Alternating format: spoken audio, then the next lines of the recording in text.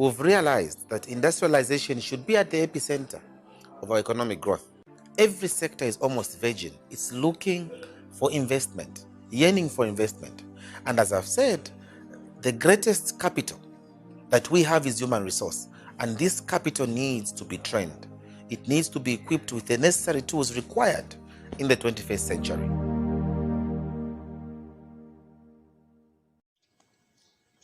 The responsibility that we have as a party, Citizens First, is to clarify to all the members of our party the responsibilities that our party members have. And the biggest responsibility that we have is to sell to the people out there the vision that this party is carrying and holding so dear. Allow me to say, we will not be voted into power by the people when the time for elections come because they love Harry Kalala or they love whichever party president will be there. We'll be voted in because we are providing to the people a precise vision of what we wish to achieve on behalf of the people. This vision is supposed to be hidden in the challenges that our people, our citizens, the people of this great nation, Zambia, are going through. And one of the biggest things that they are going through is that of employment. It is very sad that the large part of our nation, the majority of our people, are still wallowing in poverty. Not because they are lazy, as some people have proposed. Some sections of our society have proposed that we have a lot of lazy Zambians. I don't think so. It is because there isn't employment for our people. We may talk about entrepreneurship, we may talk about this and that, but the space and the environment may not be one that has organized their mind to become just that. The government at the time of Frederick Titus Chiluba, they decided to sell most of the industries that we had and remained only maybe with one or two industries. At which point we remember, you and I, we remember how a lot of our parents were laid off, and the end result is many of them died. They were retrenched. There was no longer space for them in the institutions they were working for. The industrial base of our nation had cracked down, and the effect from that time, around 1996, up to date, the cry has been one and the same, that we do not have employment in Zambia. And this lack of employment in Zambia has caused a lot of catastrophes. A child who should have gone to school has not gone to school. That's a catastrophe that we have not talked about. A house that should have been constructed has not been constructed. A leader that should have become a leader today can't be a leader because he could not go to school. There were no more industries. Families were broken. And the same thing that broke the family is the same thing that will build the families in the next generation and possibly in our generation also. So the job that the president, Mr. Harry Kalala of Citizens First, has given me as a research leader, research and policy, is to explain to you and every Zambian out there what we are standing for as a political party. As a political party, our target is extremely clear. We have indicated that we are going the industrialization way. The very thing that they destroyed is the very thing that we are going to build, because without that, the nation is doomed.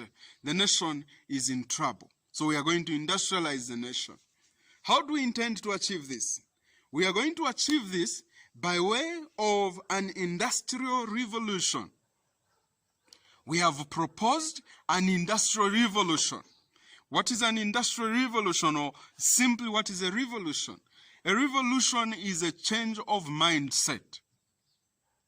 The change of mindset the way we see things and the way we interpret things, that is where everything starts from.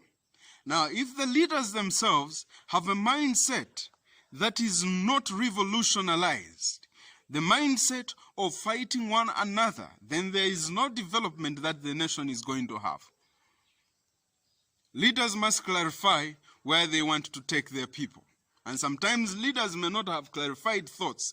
Sometimes it is the citizens that clarifies the thoughts of the leader. So the leader is going to say, oh, where do you want me to take you to? And they are going to say, we want you to take us to planet industrialization. And as soon as the leader hears what the people are asking for, if he's a good leader, he puts in measures to make sure that those people are taken to the destination they want to reach. That is one. Sometimes it is not the people who know where they should go. It is the leader who understands that my people will be safe when they reach this place. And in this case, we are saying as leaders, we have heard your cry. And your cry of employment is answered by industrialization. Your cry of natural resource value addition is answered by industrialization.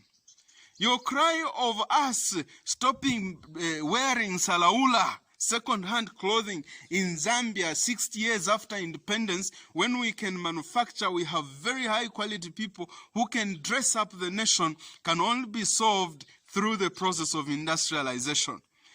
The issue of throwing out mangoes and throwing out pineapples and throwing up all sorts of fruits, the masuku and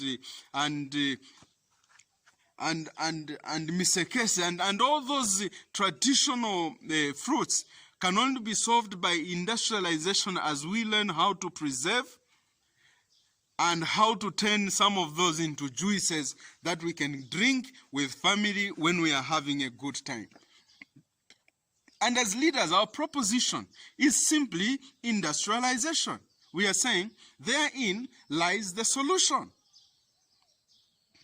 Once this is understood by every Zambian, when it is no longer the language of Mr. Harry Kalaba, when it is no longer the language of Chairman P.K. Chalwe, it becomes the language of every Zambian. You start interrogating, what are you talking about? The job that we want you to do is to create more industries, because government, we understand as citizens, is incapable of engulfing all people and offering them employment. It is just not possible. It is unreasonable for us to even imagine that that can be achieved. So the proposition in no gibberish terms for citizens first is simply, let us industrialize the nation. And when we start our campaigns, the message is going to be as simple as that. Allow us to do one big thing for you, our people. And we're not only going to do it for you, we are going to do it with you. Industrializing the nation is a very big job. What does industrialization imply? By definition, industrialization is the process of changing from an agrarian economy and handcraft economy to one that is industry and machine manufacturing based economy. Now, when we say agrarian, there's fear that we are talking about agriculture, doing away with agriculture and weighing more on industries.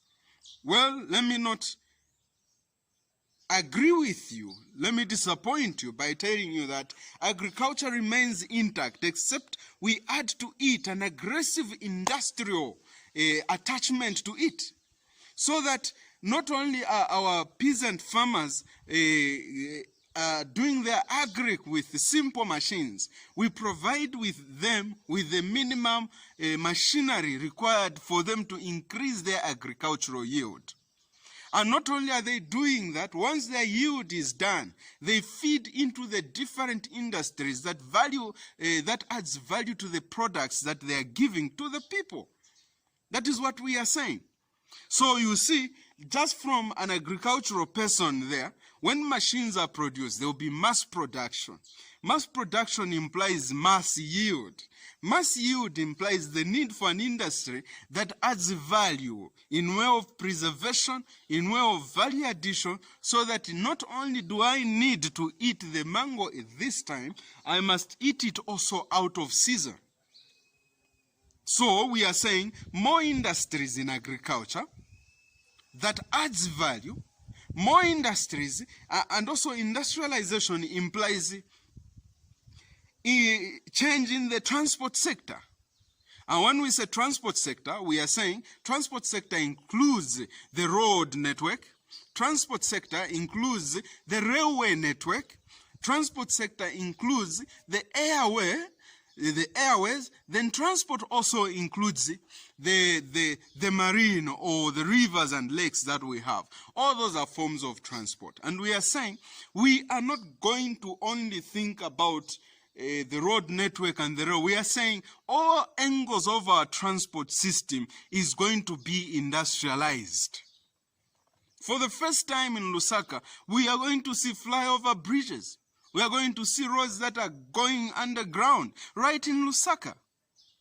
We lament when we see the activities of the Patriotic Front. I'm sorry to mention, I didn't mean to talk about any political party, but it happened in their time that some of the railway networks, city networks of railways, were sold out to the cadres. That is something that is very hard for us as leaders to forgive, because you have made the work that we have to be extremely hard.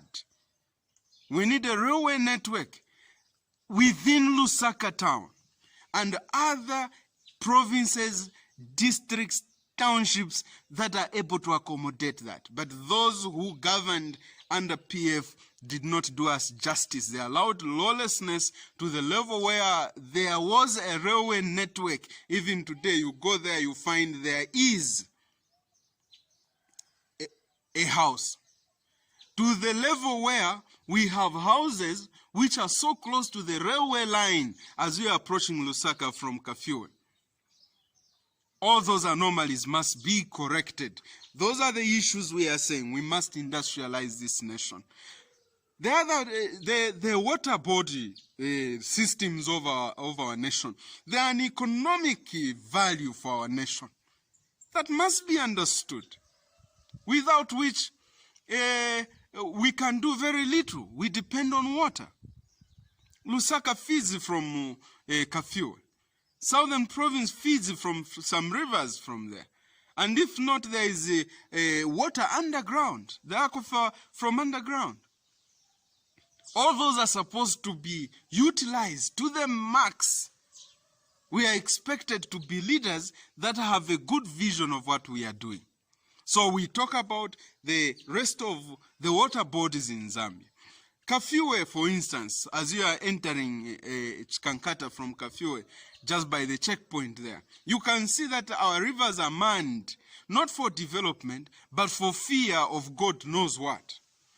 And as such, we need a situation where a city is constructed right round about that river. We've seen it in European countries, in South Africa, where the economic value of a city is drawn from a river. Water, fish, transport is all gotten from there. And we are saying, as a government in waiting, when our time comes, and that time will come, we are going to industrialize even the water sector. I laugh a lot personally when I'm in Kitwe, because you can see that the other side of Mufuchani Bridge is only opening up now because there's now a bridge. But they have failed to cross over to the other side. When there's still a lot of space, they are clustered on one side. The fear of crossing a river. We are saying that river is a place of economic value, infested with crocodiles, which are also of economic value to us. A lot of fish ponds can be created just along those rivers. We have to think industrialization. A lot of fish are coming from there. We are complaining we are depleting the fishes from our rivers, but we can create a lot of fish ponds just by the sides of those big rivers, such that instead of you buying water or you having even to drill a borehole, you can easily make some drainage that feeds into your... These are things that are already being done. So in terms of water, transport, we are way behind. Our river, Kafue River, Zambezi River, has crisscrossed a lot of districts, which means if we were able to create a very beautiful river, nicely kept clean, it is very possible for a ship to move from one province to the other province transporting human beings. Just for your thought. The transport system needs to be industrialized. And by so doing, we are going to be achieving a lot. The airways. In Zambia, it feels like you have achieved a lot when you travel by air. It shouldn't be the case. The same way a bus transports you from point A to point B is the same way an aeroplane will do, except it will be a little bit faster and it will take you to wherever you are going in a more comfortable way. The railway system is another form of transportation that needs to be exploited at industrial level. The amount of things that can be transported by the railway system is unbelievable. There's almost nothing that the rail line can't carry. Its abilities are unmatched. It is one of the best inventions of the 20th and 19th century. And here we are still having the worst railway system in the world. That needs to be changed. We need to put the right people to industrialize that place. Besides all those things, the railway, the road network, we have said we need more roads. There should be inter-province roads, inter-district roads that are up to standard. A nation must be industrialized. This nation should be industrialized. Industrialization touches many other aspects. The other aspect is that of mining. The mining sector is one where we are miners, and what we mine is utilized in other countries. Most of us have seen, if not all of us, in fact, let me say all of us have seen our copper being transported from our nation into Congo, and wherever it goes only God knows. We have seen our copper being transported from Zambia into Zimbabwe and down south, and then maybe by ship or whatever, it goes away. What is it that they do with our copper out there which we can't do with it ourselves? Why can't we be able to lure the investors from out there to come and do the same within our nation? What is wrong with that? Are we failing to negotiate? Are we failing to convince these people to come and do the same in our nation? So we lament as a people and say, this nation needs to be industrialized. What is the implication of industrialization? Number one, industrialization implies value addition to the resources that we have. We have always used the products that we farm ourselves in their raw materials, in their raw state. Number one, if it is fish, you are going to cook it direct or 3 days or 4 days from the time it is from the river.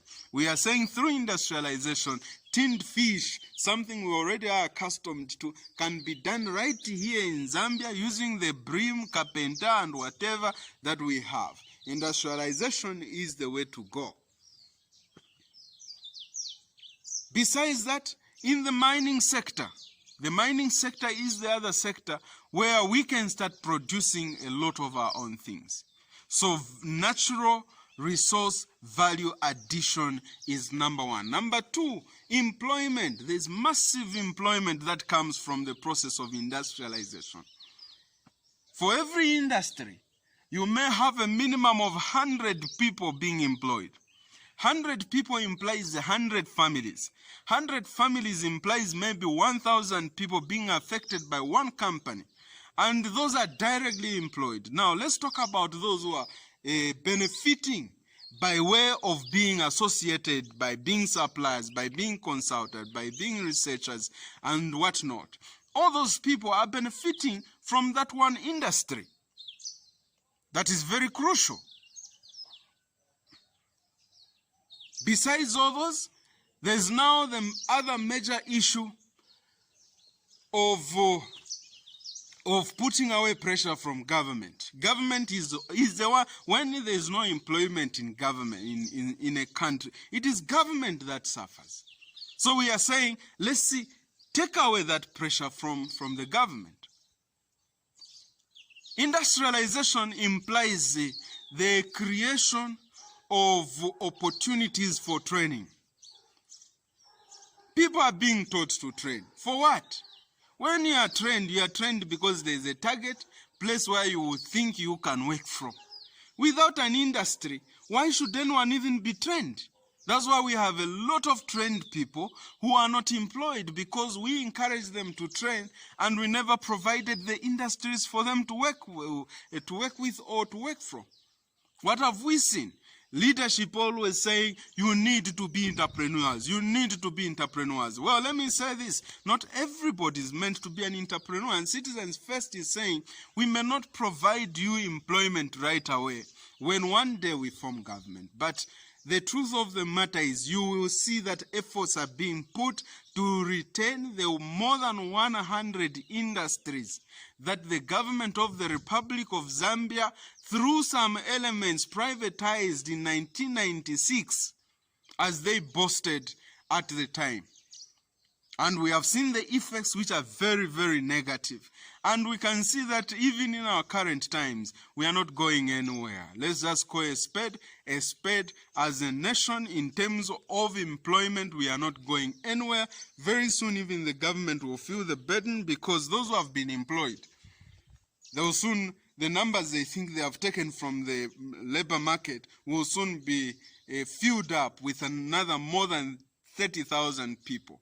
So which means being employed in government is not a solution. And cooperatives don't seem to be providing the needed dividends. It is just a mass way of trying to hoodwink people. But such solutions would never help. We want solutions that are able to help. And through His Excellency, the President of Citizens First, we are saying it is very possible.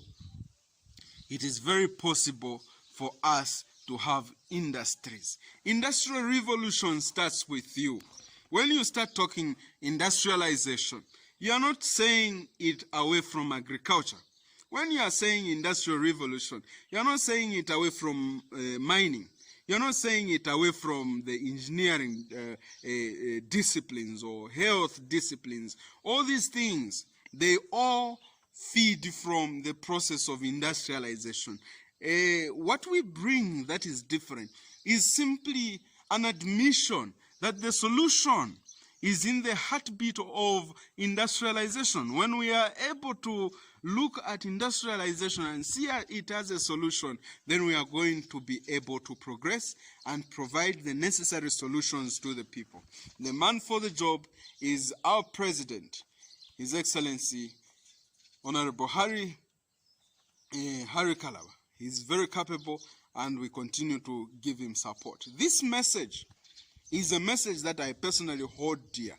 It is one that has influenced me to work with Harry Kalaba, and something that I know we must sell to the people. And you as members and you as friends of the party, we say, let's begin to sell this message until every other person understands that at this point in time, it is not time for political rhetoric. Me fighting Kambwiri, fighting HH fighting Savoy fight. No, it is just time for us to speak issues. What is it that Zambia needs? What is it that we need to fight for? And as Citizens First, we clarify to everybody that what we need is industrialization. That is what we are looking for, and we encourage everyone there, whoever is a member, to speak industrialization. If you have not understood, call us, get to us, we will explain. That is why we are there. This is Chairman P.K. Chalwe on behalf of the party Citizens First.